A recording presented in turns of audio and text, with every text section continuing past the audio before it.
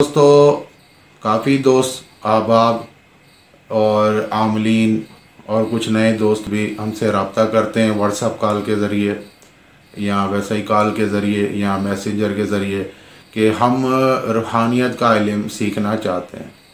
तो मेरे दोस्तों, आज हर शख्स आगे बढ़ने के चक्कर में है और हर तरफ जो है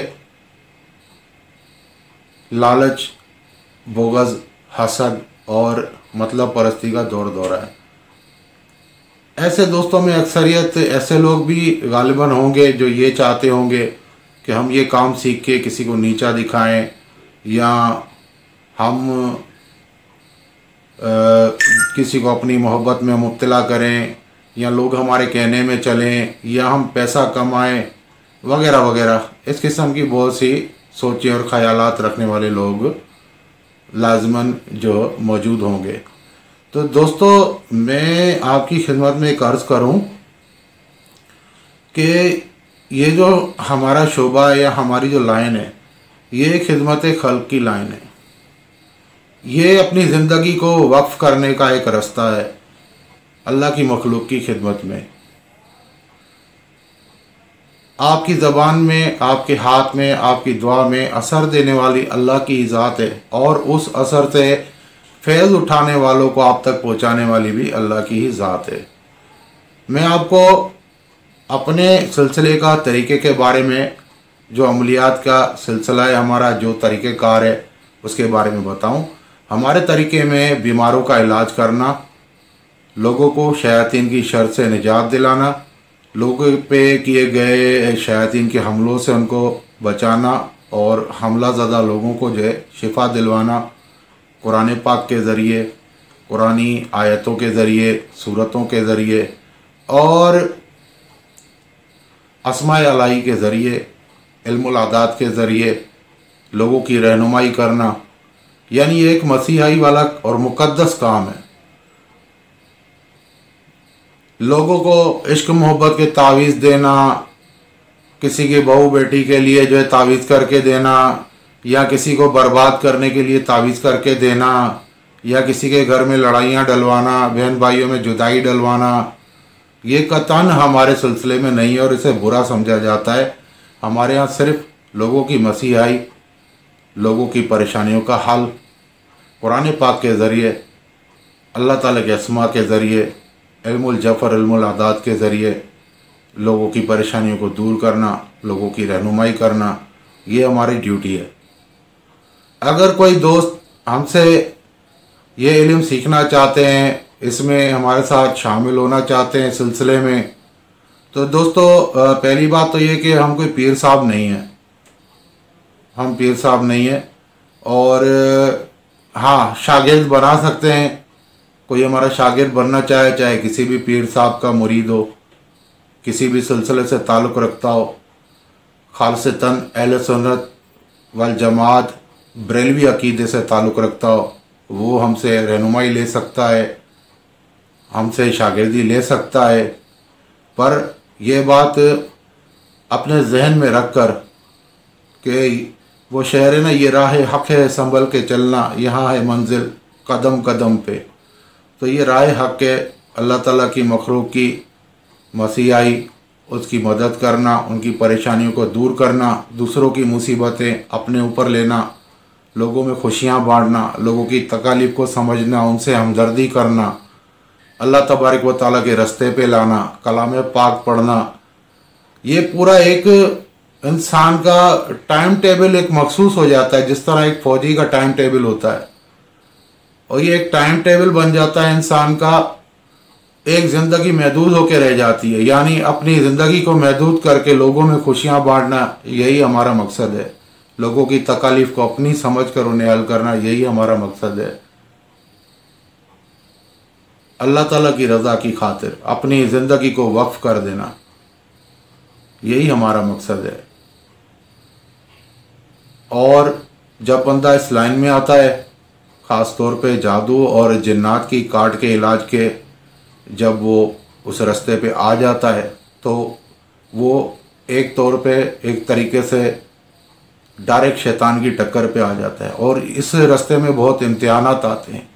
कभी शैतान के शहवत के ज़रिए हमले होते हैं, कभी लालच के ज़रिए हमले होते हैं, कभी गुस्से के ज़रिए हमले होते हैं, कभी बुग़्ज़ के ज़रिए हमले होते हैं, कभी तकब्बुर के ज़रिए हमले होते हैं।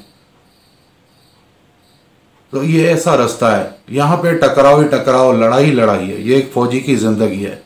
यहाँ पे सुकून नहीं है, यहाँ पे ऐश नहीं है। अपना सुकून लोगों के लिए, लोगों को ऐश देना, लोगों को आराम देना, लोगों की परेशानियां दूर करना, उनके दुख दर्द को दूर करना, ये फिर इंसान की ड्यूटी बन जाती है। तो कोई भी अगर हमसे ये इल्म सीखना चाहता है तो वो पहले अपना जहन बना ले कि ये लोहे के चने जिन्हें चबाना पड़ता है, अपनी ज़िंदगी को वक्फ करना पड़ता है, एक कोना बसाना पड़ता है। ये लोगों में बैठने उठने और मंजर आम पे आकर करने वाले काम नहीं होते। अल्लाह तबारक व तआला जिसके नसीब में शिफा लिखता है वो आपके पास पहुंच जाता है, वो अपनी शिफा लेने उसके अपने हिस्से की पहुंच जाता है। ये समझ के आपको काम करना पड़ता है। बहुत मुसीबतों वाला रास्ता है, क्योंकि एक ऐसी मखलूक से टक्कर है जिसे ना आप देख सकते हैं, ना आप समझ सकते हैं, और ज़िंदगी के कई साल तो सिर्फ इसको समझने में गुजर जाते हैं। ऐसा नहीं है कि आपको मैं जो है वो मीडिया में, जिस तरह आप सोशल मीडिया में आम देखते हैं कि भाई 3 दिन में परी हाजिर, 3 दिन में जिन्नात हाजिर, 1 रात में हमजाद काबू, ये सब ढकोसले झूठी बातें आपको करके आपको मैं भी लूट सकता हूँ, मैं भी बटोर सकता हूँ।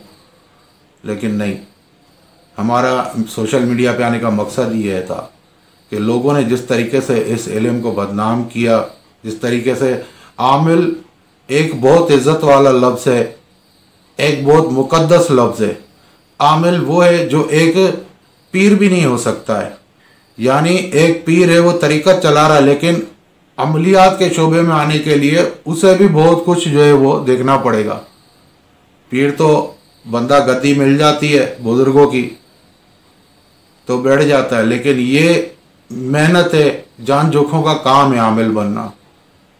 ऐसा नहीं है कि आप किताब में से तावीज़ देख के लिख दो किसी को काम हो जाएगा, नहीं है। ये जान जोखों का काम है और इसमें बड़ी मेहनत है, इसकी बड़ी ट्रेनिंग है, कई कई साल है। लोगों की ज़िंदगियां इसमें ख़त्म हो जाती हैं।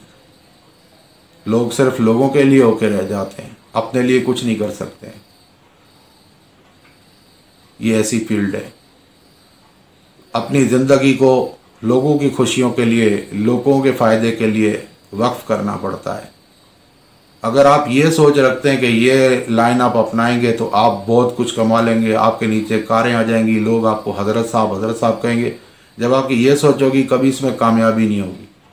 हमेशा रिज्जत होगा और मुसीबतों का ही सामना होगा।